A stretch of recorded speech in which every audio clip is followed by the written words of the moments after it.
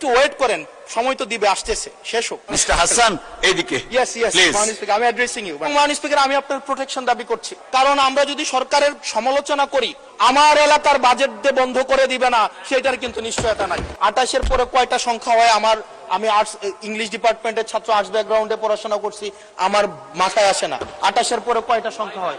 28-এর পরে না, 28-এর পরে 9টা না, এটাও হয় নাই। 28-এর পরে 28 লক্ষ কোটি টাকা বিদেশে পাচার করা হয়েছে। এখন মাননীয় স্পিকার, যারা পাচার করেছে তারা সদর্পে এখন হচ্ছে মাননীয় স্পিকার গুলশান, বনানী, ধানমন্ডি, এই দেশে এখন বুক ফুলিয়ে চলাফেরা করে। মাননীয় স্পিকার, আমরা দেখেছি অন্তর্বর্তীকালীন সরকারের সময় বসুন্ধরার পুত্র সুবহান দেশে ঢুকার সাহস পায় নাই, আমরা দেখেছি আনবির দেশে ঢুকার সাহস পায় নাই, কিন্তু এই সরকার নির্বাচিত হয়ে আসার পরে আমরা দেখেছি সদর্বে এই সুবহানের পুত্র, এই ধর্ষক দেশে ঢুকেছে। মাননীয় স্পিকার, অন্তর্বর্তীকালীন সরকারের সময় দুর্নীতি দমন কমিশন বসুন্ধরার বিরুদ্ধে মামলা করেছে, আমরা দেখেছি।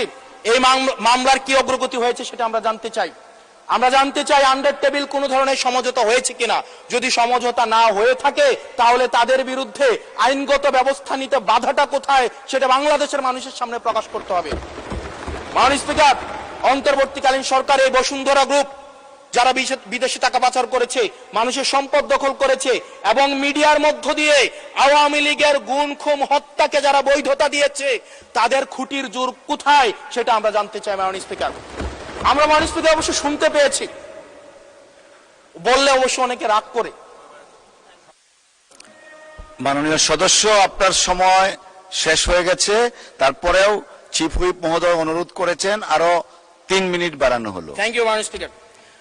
মাননীয় স্পিকার, আমরা শুনতে পেয়েছি বা দেখতে পাই এবং সরকার দলেরই অনেকে মাঝে মাঝে আমাদের কাছে এসে দুঃখ প্রকাশ করে যে আসলে আমরা জেল খেটেছি, আমরা কষ্ট করেছি, আমাদের সন্তানদের সাথে আমরা থাকতে পারি নাই, কিন্তু আমাদের দলে কিছু কিছু মানুষ বসুন্ধরার অ্যাডভাইজর হিসেবে কাজ করে, তাদের মিডিয়ার অ্যাডভাইজর হিসেবে কাজ করে। মাননীয় স্পিকার, যেই মিডিয়া তারেক রহমানকে, মাননীয় প্রধানমন্ত্রী তারেক রহমানকে দেশদ্রোহী হিসাবে ফ্রেমিং করেছে, সেই মিডিয়ার অ্যাডভাইজর হিসেবে আজকে বসুন্ধরা গ্রুপে আজকে এই সরকার দলীয় সংসদ সদস্যদের অনেকেই তারা সেখানে যুক্ত। মাননীয় স্পিকার, এটা আমাদের জন্য না, বরং তাদের সহকর্মীদের জন্য এটি তাদের হৃদয়ে রক্তক্ষরণ হয়, সেটি আমরা জানি। মাননীয় স্পিকার, এই বসুন্ধরার বিরুদ্ধে যারা কথা বলে তাদের বিরুদ্ধে মিডিয়া লেলিয়ে দেওয়া হয়।